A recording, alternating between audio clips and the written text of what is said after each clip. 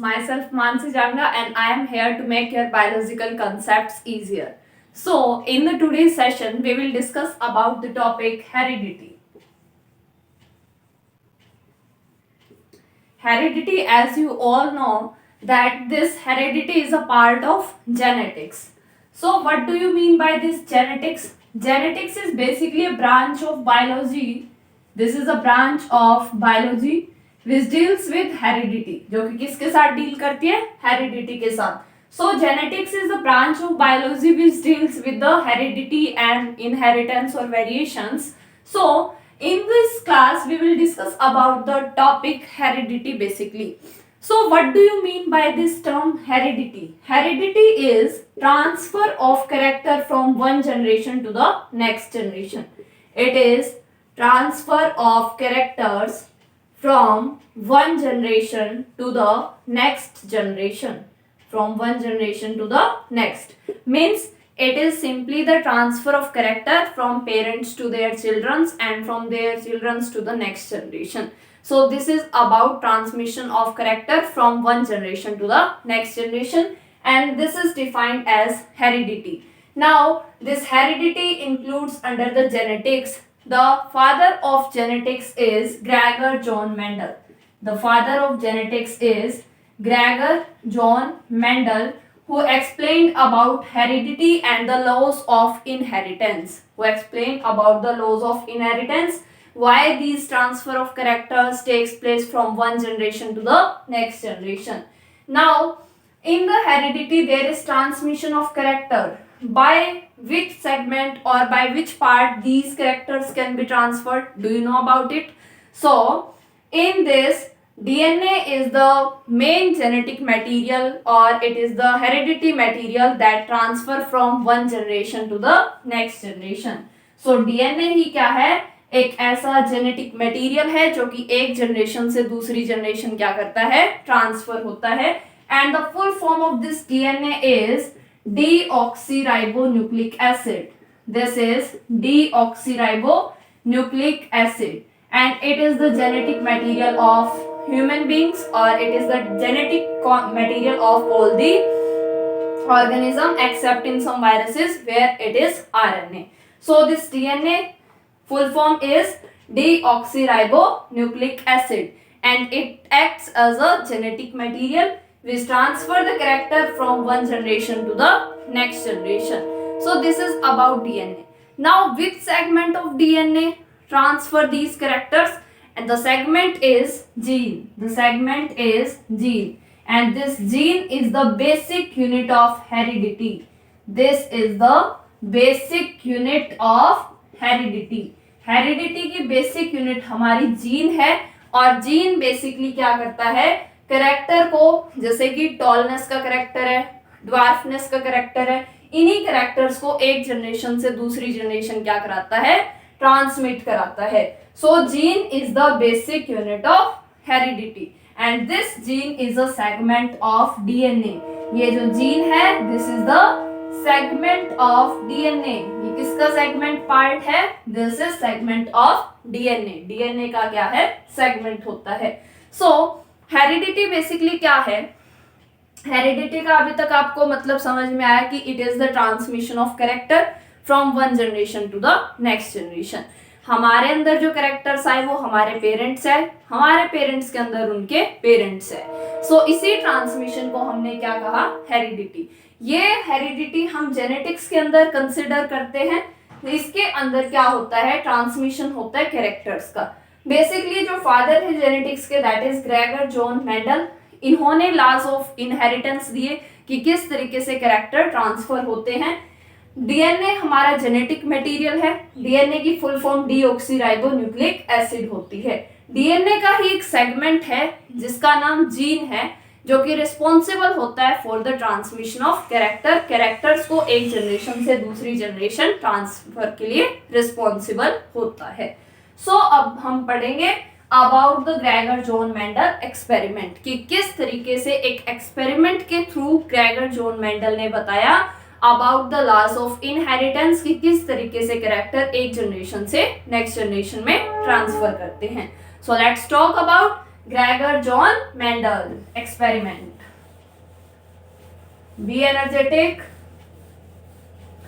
Now the topic is Gregor John Mendel experiment. अब देखिए Gregor John Mendel ने experiment जो किया that is on P plant. सबसे पहले किस प्लांट पे किया? पी प्लांट पे. पी प्लांट पे इन्होंने एक्सपेरिमेंट किया. पी का साइंटिफिक नेम है पाइसम सेटाइवम, जिसे हम कॉमनली गार्डन पी भी कहते हैं या फिर मटर का प्लांट.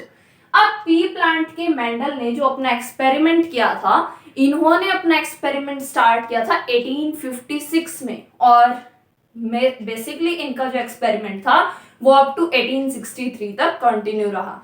तो इन्होंने 7 साल के अपने इस एक्सपेरिमेंट के दौरान बहुत सारे कंक्लूजन्स निकाले.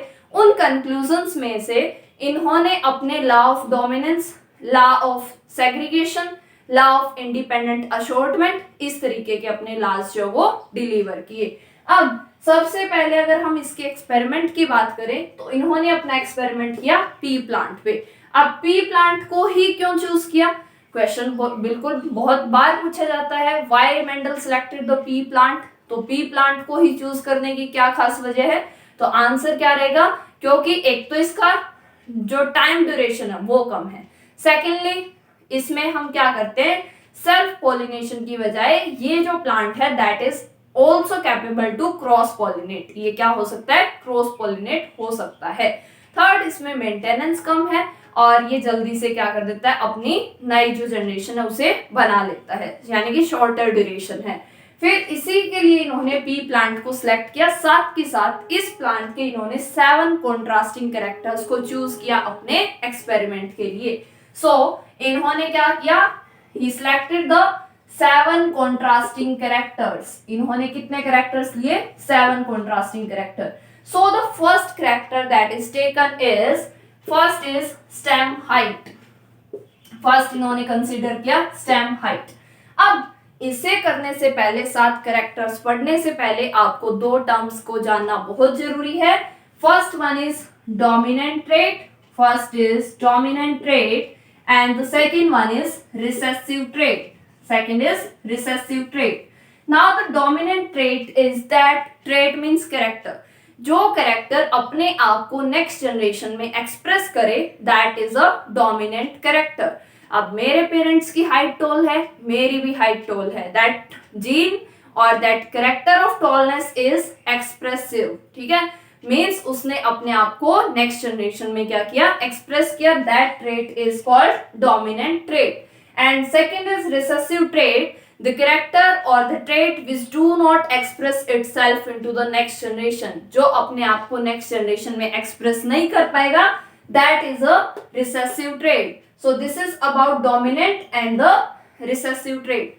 सो Mendel choose the 7 contrasting character in which one character is dominant and the second other is recessive. So the first character is of stem height.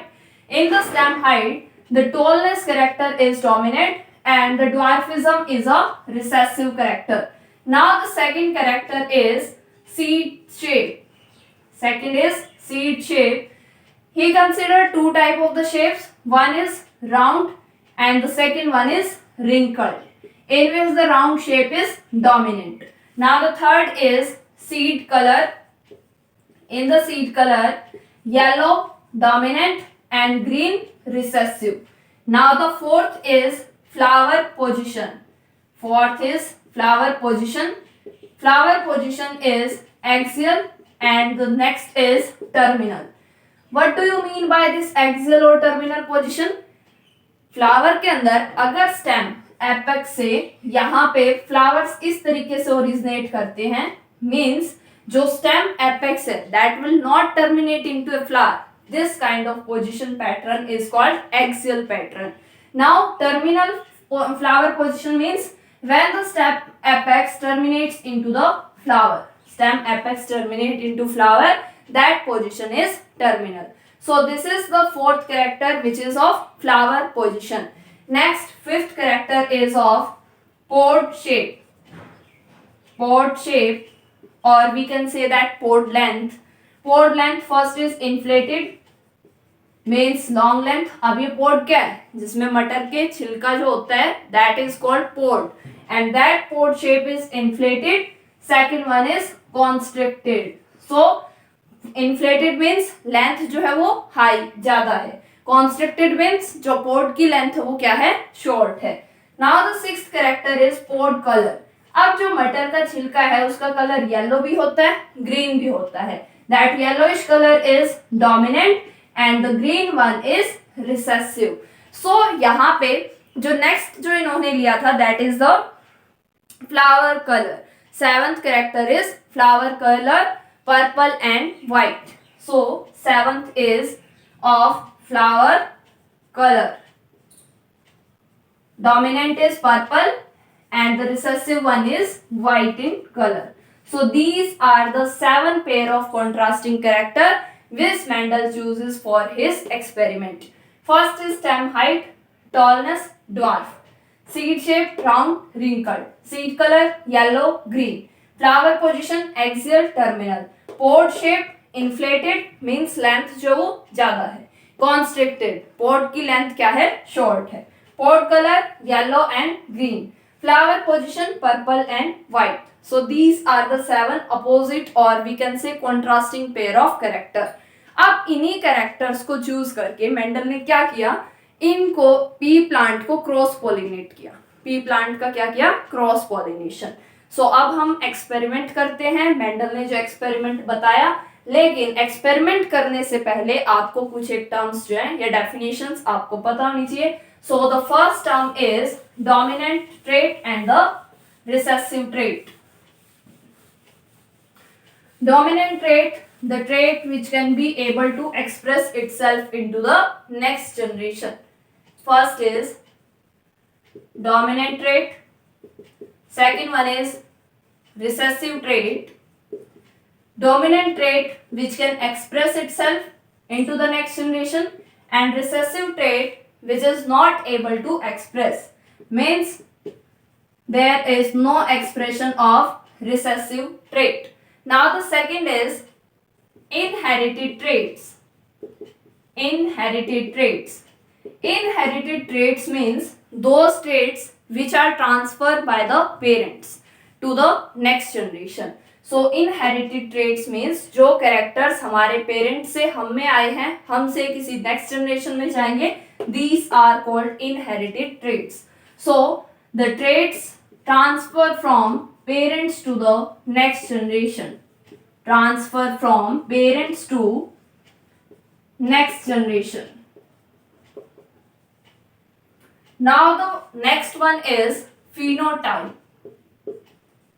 And the next is genotype.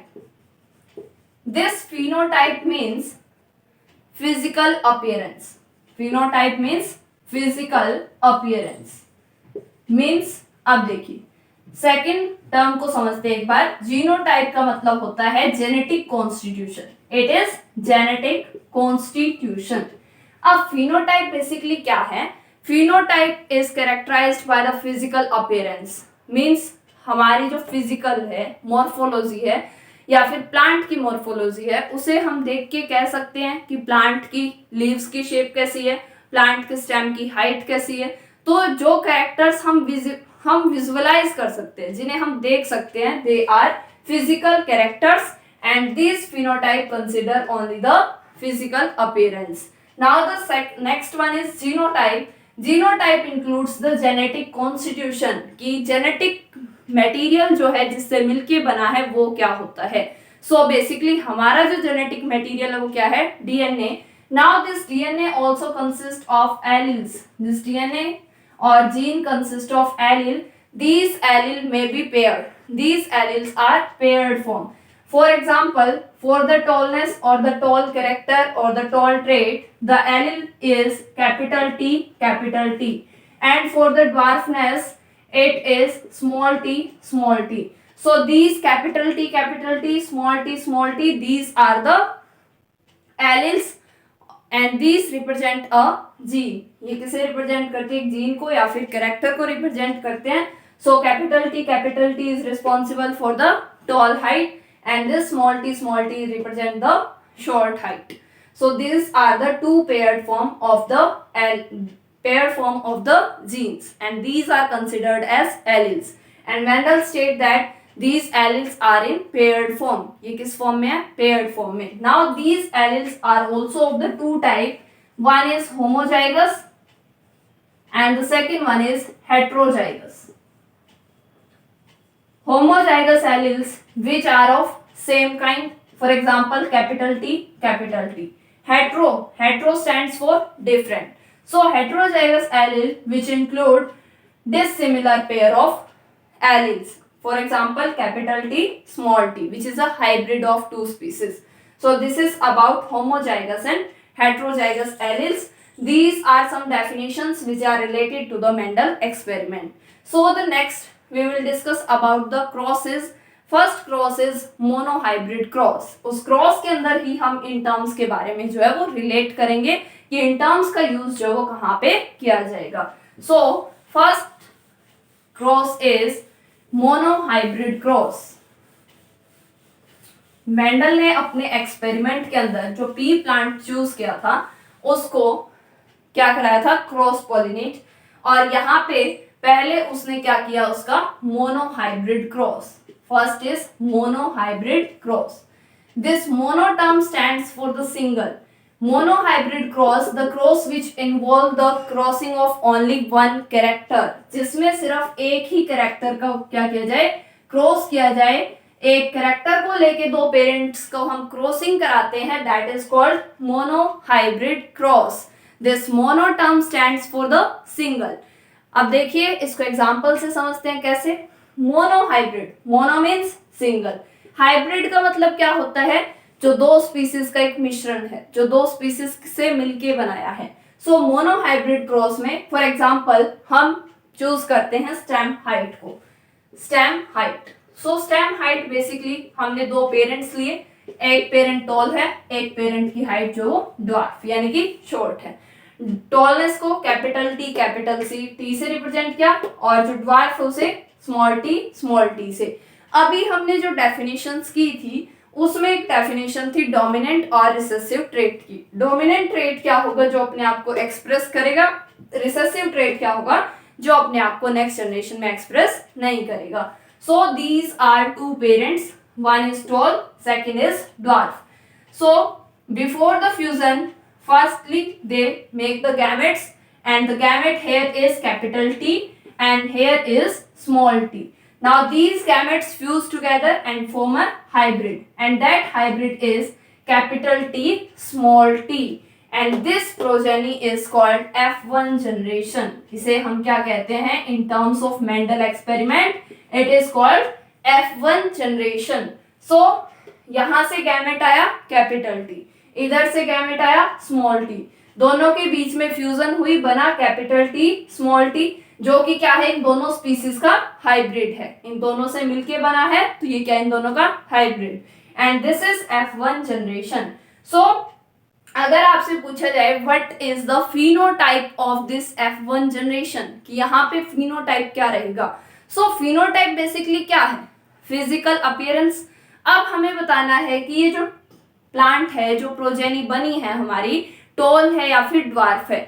अब यहाँ पे अगर हम इसका genetic constitution देखें तो capital T small T है, and this capital T is dominant which can express itself, and this small T is recessive which do not express itself.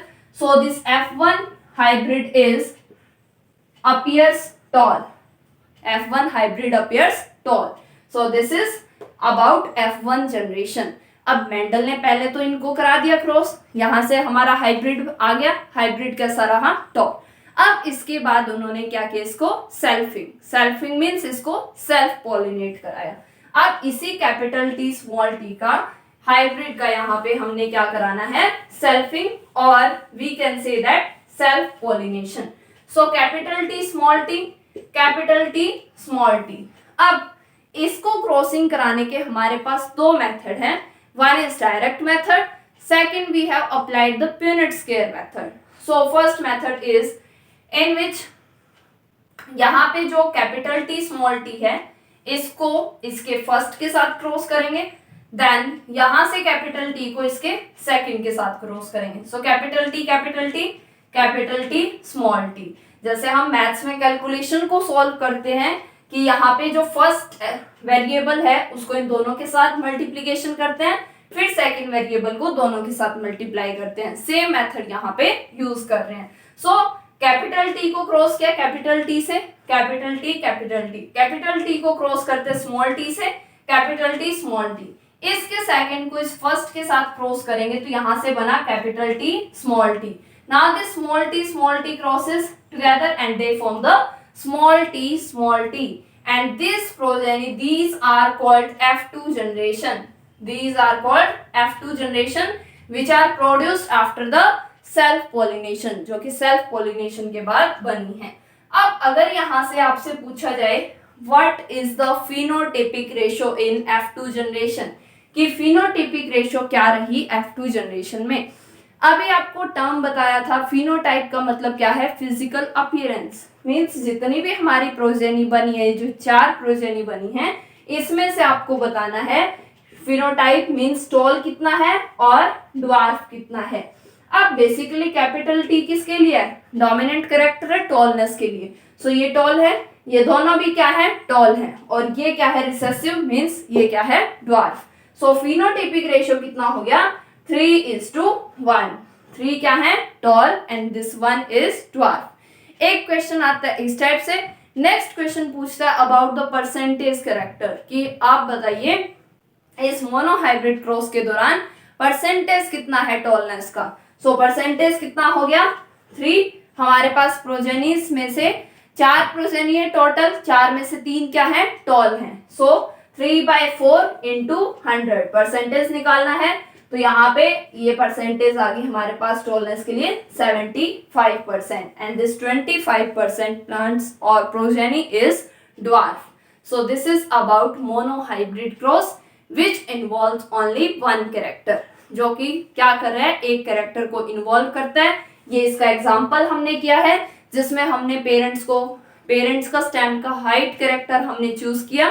तो कैपिटल टी स्मॉल टी, सबसे पहले gametes बने capital T small T, दोनों ने fuse किया capital T small T, इसे हमने कह दिया F1 hybrid.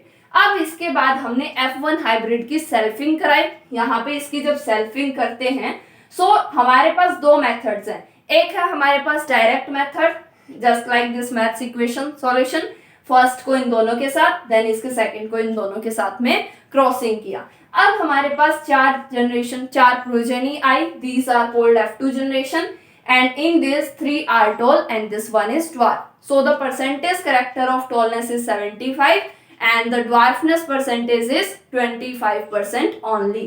So this is about the results of monohybrid cross. अब बेसिकली उनने मोनोहाइब्रिड क्रॉस किया। अब मोनोहाइब्रिड क्रॉस से क्या पता चला, this states that law of dominance. यहां से क्या पता चलता है लॉ ऑफ डोमिनेंस मींस जो भी डोमिनेंट कैरेक्टर होता है वही अपने आप को नेक्स्ट जनरेशन में क्या करता है एक्सप्रेस करता है। So this states about the law of dominance and the second method which is used to find the F2 generation is Punnett square method. अब देखिए कैसे करते हैं Punnett square method. So एक मेथड है हमारे पास सेल्फिंग का डायरेक्ट, सेकंड है Punnett square method। इस मेथड में हमें क्या करना है, इस तरीके से हमें ड्रॉ करना है। अब यहाँ पे वर्टिकली और हॉरिजॉन्टली यहाँ पे हम लिखेंगे अपने एलिल्स को capital T small T, capital T small T. यहाँ पे हमने इन दोनों को लिख दिया, यहाँ पे इन दोनों को इस तरीके से वर्टिकल लाइनिंग पे लिखा। अब इन दोनों की मल्टीप्लिकेशन कैपिटल टी, इन दोनों की crossing capital T small T, यहाँ से कैपिटल टी स्मॉल टी और इधर इसके साथ क्रॉस करके क्या बन गया स्मॉल टी। सो ये हमारे पास क्या बन गया एक Punnett स्क्वायर। अब इसके अंदर ये हमारी क्या है 4 प्रोजेनी, इन 4 प्रोजेनी में से ये 3 क्या है टॉल और दिस 1 इज ड्वार्फ। सो ये था Punnett square method to find out the genotypic और the phenotypic ratio in F2 generation. So this is about monohybrid cross. Same इसी टाइप के आप बहुत सारे क्रॉसेस कर सकते हैं। अगर कोई भी आपको क्वेश्चन पेपर में आपको क्रॉस करने को देता है। जैसे कि फॉर एग्जाम्पल, एक एग्जाम्पल और देते हैं इसके लिए। एक प्लांट है जिसमें हम एक कलर ले रहे हैं ब्लू कलर के फ्लावर, कैपिटल बी। दूसरा हम ले रहे हैं व्हाइट कलर फ्लावर, जिनको रिप्रेजेंट किया गया स्मॉल बी से। अब ये क्या है, पेरेंट्स। अब उसने स्टेटमेंट दे दिया। अब उसने क्वेश्चन में पूछा कि what is the F1 generation produced in this cross. F1 generation बताइए। सेकेंड क्वेश्चन पूछा उसने कि यहाँ पे F2 के अंदर कितना जो है व्हाइट का परसेंटेज क्राइटेरिया रहेगा। सो बेसिकली ये पेरेंट से पहले क्या बनेंगे, gametes, capital B small B, दोनों को क्रॉस करेंगे, capital B small B. This is F1 hybrid. अब F1 हाइब्रिड की हम क्या करते हैं, क्रॉसिंग, यानी कि सेल्फ पॉलिनेशन। अब सेल्फ पॉलिनेशन हम दो तरीके से कर सकते हैं, डायरेक्ट और by using the Punnett square method. So मैं यहाँ पे यूज कर रही हूँ प्यूनेट स्क्वायर मेथड। अब इस मेथड के दौरान हमारे पास कितनी प्रोजेनी आएंगी, 4। So capital B small B, capital B small B and small B. These three progenies are blue in color and this one is white in color. So the phenotypic ratio is 3:1. So phenotype क्या रहा, 3 progeny क्या है blue और 1 क्या है white. अब आपसे अगर परसेंटेज पूछे, टोटल 100 है, 100 में से 25 क्या है white and 75 remaining is blue in colour. So ये तो हो गया हमारा phenotypic ratio. What do you mean by genotypic ratio in this monohybrid cross? So the genotypic ratio here is 1:2:1, क्योंकि एक जीनोटाइप हमारे पास क्या है, capital B, second is capital B small B and third genetic constitution is small B and their number is 1:2:1. So this is about the genotypic ratio in this cross. So this is about monohybrid cross.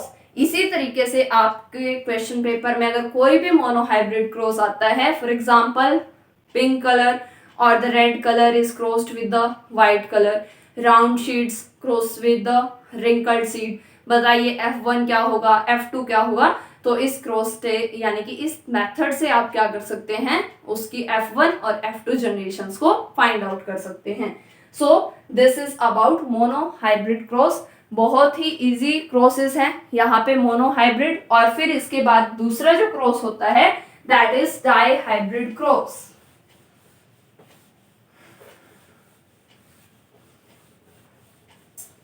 Second is dihybrid cross. अब देखिए, mono का मतलब क्या था, single, यानी कि एक character को लेके क्रॉस कराना, और वो कैरेक्टर हमने स्टेम की हाइट लिया, दूसरा हमने कलर लिया। अब हम बात कर रहे हैं डाई हाइब्रिड क्रॉस की। सो डाई का मतलब क्या हो गया, 2, यानी कि अब हम क्रॉस तो करेंगे सेम मेथड से, बट अब कैरेक्टर्स कितने ट्रांसफर होंगे, 2, ठीक है। तो इसी क्रॉस को हम क्या कहते हैं, डाई हाइब्रिड क्रॉस। अब इस डाई हाइब्रिड क्रॉस का हम एग्जांपल लेते हैं। जैसे कि मैंने 2 पेरेंट्स चूज किए, उन पेरेंट्स में जो प्लांट थे उनके फर्स्ट का कैरेक्टर है सीड शेप और सीड कलर। सो फर्स्ट जो round and second one is yellow colour, ये दोनों क्या है, डोमिनेंट कैरेक्टर। हम क्या ले रहे हैं, seed shape and second character is seed colour. हम ये 2 कैरेक्टर्स को लेके क्रॉस करा रहे हैं, इसे ही हम क्या कहते हैं, dihybrid cross. Means it involves the 2 characters. यहाँ पे 2 कैरेक्टर्स को क्या किया जा रहा है, involve. One is seed shape, second one is seed colour. Dominant is round and yellow. Now recessive characters are wrinkled shape and green color. अब round को हम कैपिटल R से रिप्रेजेंट कर रहे हैं, wrinkled by small r, small y and this is by capital Y. So हमारे पास एक parent है जिसकी सीड्स की शेप राउंड है, कलर येलो है, second wrinkled shape and green colour. So capital R, capital R, capital Y, capital Y। Second one is small r, small r, small y, small y। सो ये हमारे पास basically क्या है, 2 parent. सबसे पहली process क्या होती है, गैमेट्स बनाना। यहां से क्या गैमेट बनेगा, कैपिटल आर। यहां से क्या गैमेट बनेगा, कैपिटल वाई। एक पेयर एक गैमेट देगा, इधर से small R and small Y. अब दोनों के बीच में क्या हुआ, फ्यूजन से क्या बना, capital R small R, capital Y and small Y. So this is about F1 generation. ये क्या बनी, F1 जनरेशन। क्या आप बता सकते हैं इस F1 जनरेशन की शेप और कलर कैसा है सीड का। सो यहाँ पे सीड की जो शेप है दैट इज राउंड, और जो कलर है वो कैसा है, येलो, क्योंकि यहाँ पे कैपिटल वाई और कैपिटल आर ये दोनों ही क्या है, डोमिनेंट ट्रेट हैं जो कि अपने आप को एक्सप्रेस करेंगे। अब हमें इसका क्या कराना है, F2 सेम जैसे मोनो हाइब्रिड में क्या था, वहां पे सिंगल कैरेक्टर के लिए था, यहाँ पे डबल कैरेक्टर के लिए, तो डबल मेहनत लगेगी। अब देखिए कैसे, capital R small R, capital Y small Y, capital R small R, capital Y small Y. अब यहाँ पे जो मेथड हम यूज करेंगे सेल्फ पोलिनेशन के लिए that is by using the Punnett square method. तो यहाँ पे क्या यूज करेंगे, प्यूनेट स्क्वायर मेथड। सबसे पहले हम गैमेट्स निकालते हैं। So capital R capital Y. अब बात करें यहाँ से क्या क्या फिनोटाइप्स हो सकते हैं, क्या हो सकता है, एक तो राउंड हो सकता है, और अगर ये तो शेप होगी, कलर की बात करें येलो हो सकता है, राउंड येलो। सेकंड क्या हो सकता है, राउंड ग्रीन। थर्ड क्या हो सकता है, wrinkled yellow, and fourth one is wrinkled green. So basically यही हो सकते हैं, हमारे पास 4 फिनोटाइप बन सकते हैं, round yellow, round green, wrinkled yellow, wrinkled green. अब इसके 4 गैमेट्स को कैसे डिस्ट्रीब्यूट करेंगे, कैसे रिप्रेजेंट करेंगे एलील्स को। So capital R capital Y, capital R small Y, small R capital Y, small R small Y. So ये आगे हमारे पास F2 के लिए हाइब्रिड्स। लेकिन अभी हमें क्या निकालना है, जनरेशन, F2 जनरेशन मीन्स अभी हमें इनको क्या करना है, सेल्फ पॉलिनेट। तो यहाँ पे हम क्या करेंगे, इसको सॉल्व करने के लिए यूज करेंगे प्यूनेट स्क्वायर मेथड को। अब प्यूनेट स्क्वायर मेथड के लिए हमारे पास ये कैरेक्टर्स मिल चुके हैं।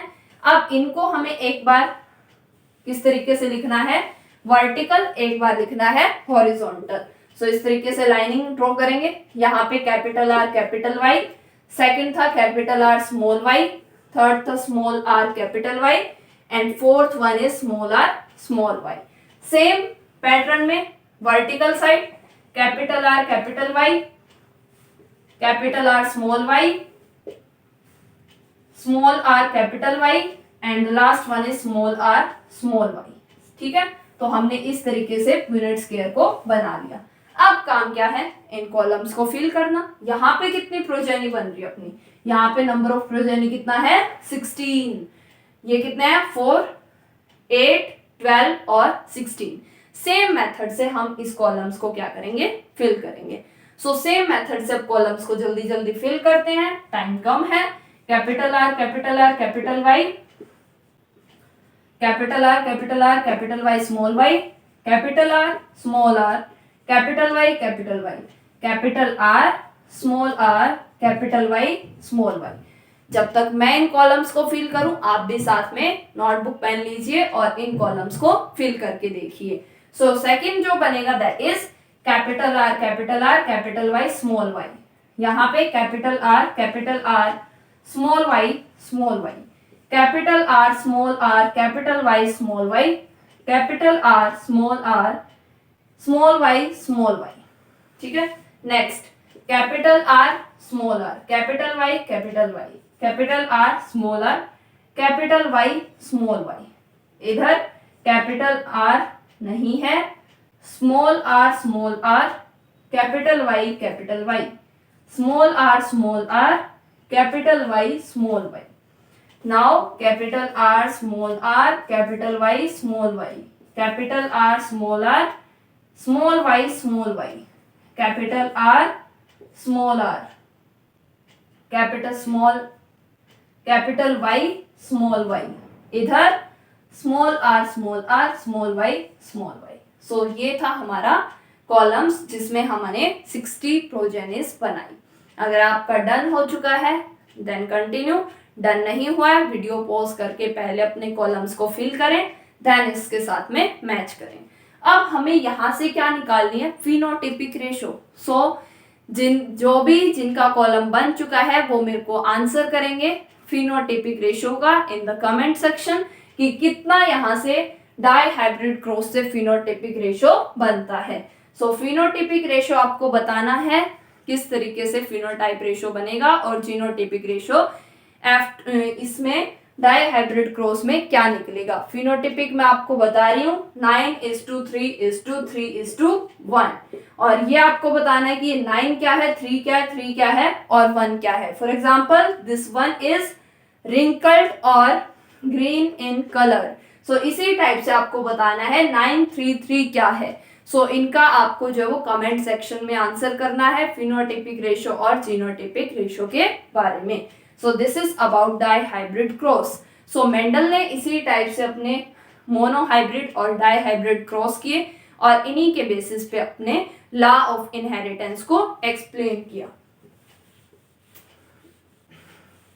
अब जो क्लास 10th है उसमें जो चैप्टर है हेरिडिटी, अब हेरिडिटी में एनसीईआरटी के अंदर पहले बताया गया है अबाउट द मेंडल एक्सपेरिमेंट, जो कि हम कर चुके हैं कि मेंडल ने एक्सपेरिमेंट क्या किया था, किस टाइप से उन्होंने क्रॉस किए, अब किस टाइप से जितने भी डेफिनेशंस उससे रिलेट करती हैं उनके बारे में। अब यहाँ पे जो एक कंसेप्ट है वो है वेरिएशंस का। हेरिडिटी के साथ में क्या आती है, वेरिएशंस। अब ये वेरिएशंस क्या है, these are the small changes. Variations क्या है, स्मॉल चेंजेस। ये वेरिएशंस आती कब हैं, these variations occur during the sexual reproduction. ये वेरिएशंस कब आती हैं, ड्यूरिंग द सेक्सुअल रिप्रोडक्शन, यानी कि जब भी दो पेरेंट्स एक दूसरे के साथ में कांटेक्ट करते हैं, नई जनरेशन बनाते हैं, तो उस टाइम पे जो भी जेनेटिक मटेरियल में चेंजेस होते हैं, small small changes, they are called variations. इन्हीं को हम क्या कहते हैं, वेरिएशंस। ये वेरिएशंस हमारे लिए फायदेमंद भी हैं, लेकिन अगर लार्ज लेवल पे वेरिएशन आ जाए तो वो नुकसानदायक भी है। सो वेरिएशंस यूजफुल कैसे हैं, इकोनॉमिकल कैसे हैं। सबसे पहले वेरिएशंस क्यों प्रोड्यूस हुई, due to the small change in the genetic material, क्योंकि जेनेटिक मटेरियल में क्या हुआ, स्मॉल चेंज हुआ, इसी की वजह से वेरिएशंस आई। वेरिएशंस के चांसेस सबसे ज्यादा कब हुए, सेक्सुअल रिप्रोडक्शन के दौरान। अब वेरिएशंस अगर हम में आएगी तभी तो हम हमारे पेरेंट्स से कुछ एडवांस होंगे, यानी कि जो नेक्स्ट जनरेशन बनेगी वो हमसे जो भी प्रिमिटिव थी उससे एडवांस की तरफ जा रही है। तो वेरिएशंस किस में लीड कर रहा है, variations leads to evolution. Variation की वजह से क्या हो रहा है, इवोल्यूशन हो रहा है। फिर वेरिएशन की वजह से क्या हो रहा है, वाइडर अडेप्टेबिलिटी। वेरिएशंस की वजह से क्या हो रहा है, वाइडर अडेप्टेबिलिटी मींस कोई भी जो ऑर्गेनिज्म है या कोई भी स्पीसीज है, अब वो हार्श एनवायरनमेंट के अकॉर्डिंग अपने आप को क्या करता है, अडेप्ट करता है, and that adaptability is due to the small change in their genetic constitution. So variations क्या करती है, basically it leads to the wider adaptability in a species. Variations की वजह से ही वाइडर अडेप्टेबिलिटी आ सकती है। और अगर कोई अडेप्ट कर गया अपने आप को, जैसे कि बहुत ज्यादा हार्श एनवायरमेंटल कंडीशंस आ जाए, ड्रोट आ जाए, बिल्कुल सूखा पड़ जाए, ठीक है, या फिर बहुत ज्यादा टेम्परेचर हो जाए, तो उस टाइम पे कौन बंदा सरवाइव कर पाएगा, जो अडेप्ट करेगा अपने आप को, ठीक है, और जो अडेप्ट करेगा वही सरवाइव कर पाएगा। So variation lead to the survival. So variations किसके लिए जरूरी है, सर्वाइवल के लिए भी जरूरी है। So these are the economical benefits of variation. It may lead to the survival, it leads to the wider adaptability, it leads to the evolution, and variations are the result of sexual reproduction. Asexual reproduction के दौरान variations होती हैं, but they are rare. ये क्या होती हैं, बहुत ही ज्यादा कम होती हैं या फिर ना के बराबर होती हैं। लेकिन सेक्सुअल रिप्रोडक्शन के दौरान जब दो पेरेंट्स आपस में इन्वॉल्व होते हैं तो इन दोनों के इन्वॉल्वमेंट के दौरान कुछ चेंजेस आते हैं, जिसकी वजह से हमारे अंदर वेरिएशंस आती हैं। अब एग्जांपल की बात करें वेरिएशंस में, जैसे कि कुछ एक लोगों के जो ईयर लॉब्स होते हैं, ये क्या होते हैं, फ्री ईयर लॉब्स, जैसे कि मेरे क्या फ्री ईयर लॉब्स। कुछ एक के क्या होते हैं, fused year lobes. Fused means गाल के साथ में बिल्कुल इस तरीके से सटे हुए होते हैं, उनको क्या कहते हैं, फ्यूज्ड ईयर लॉब्स। तो कुछ एक के फ्यूज्ड हैं, कुछ एक के फ्री ईयर लॉब्स हैं। ये किस वजह से हुआ, ड्यू टू द वेरिएशंस। तो ये किस वजह से है, वेरिएशंस की वजह से है। सो this is about variation and it's economic benefit. Now the last topic of the heredity chapter is sex determination in human beings. Last topic is sex determination in human beings. So sex determination, basically sex determination का मतलब क्या होता है, sex determine करना means पता लगाना कि जो भी child है that is a girl or a boy, this is called sex determination. अब sex determination किस चीज पर डिपेंड करेगा, that dependent on our chromosomal pattern. किस पे डिपेंड करेगा, chromosomes पे. So in human beings, हम किसकी बात करें, human beings की. सो ह्यूमन बीइंग्स के अंदर बेसिकली हमारे पास 46 नंबर ऑफ क्रोमोसोम है। कितना नंबर है, 46 नंबर ऑफ क्रोमोसोम्स। अब हमारे पास एक मेल है, एक फीमेल है। मेल के अंदर कितना है, 46, फीमेल के अंदर कितने हैं, 46, मींस 23 पेयर ऑफ क्रोमोसोम्स। 46 भी कह सकते हैं, 23 पेयर भी कह सकते हैं। These 23 pairs, in which 22 pair are non-sex determining. 22 pairs are non-sex determining, जो कि सेक्स को डिटरमाइन नहीं करते, ये नहीं बताते मेल है फीमेल है, and that one pair is sex determining chromosome. One pair determine the sex of the child. Now these non-sex determining chromosome, they are called autosomes. They are called autosome, and these sex determining chromosome, they are called allosomes. They are called allosomes. And that one pair in the human male is 22 plus XY, and in the female it is 22 plus XX. अब देखिए यहाँ से एक important term आएगी। अब यहाँ पे क्या है, सेम पैटर्न XX, 100% एक्स ही क्रोमोसोम निकलेगा। सो इस कंडीशन को हम क्या कहते हैं, होमोजाइगस। मींस हम फीमेल्स क्या होती हैं, वी हैव फीमेल होमोजाइगोसिटी। हमारा जो क्रोमोसोमल पैटर्न है दैट इज होमोजाइगस। बट अगर मेल्स की बात करें that is heterozygous. They contain one X chromosome and the other is Y chromosome. Now here the formation of gametes takes place.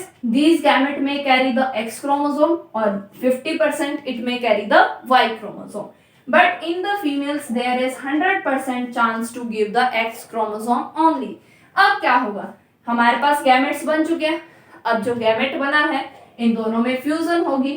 अब अगर X chromosome X के साथ fuse किया, मतलब कि स्पर्म अगर X क्रोमोसोम के लेके जाता है, ओवम के साथ फ्यूज करता है, तो उस केस में दोनों के पास क्या गया, XX बना, मतलब कि डॉटर चाइल्ड। और अगर स्पर्म कैरी करके जाता है Y क्रोमोसोम को और X के साथ फ्यूज करता है, सो यहां से क्या बना, XY, मींस द रिजल्टेंट और the sex of the child is son, that is a male. ठीक है, सो इस तरीके से जो बच्चे का जो सेक्स डिटर्मिनेशन है that is totally dependent on the chromosomal constitution of father. वो किस पे डिपेंड करता है, उसके फादर के जो भी जेनेटिक कॉन्स्टिट्यूशन है उस पर डिपेंड करेगा sex of the child. So this is about sex determination in human beings. So this is about the complete chapter heredity of class 10th. If you like the session, then please share, like, comment and subscribe the channel. Thank you very much.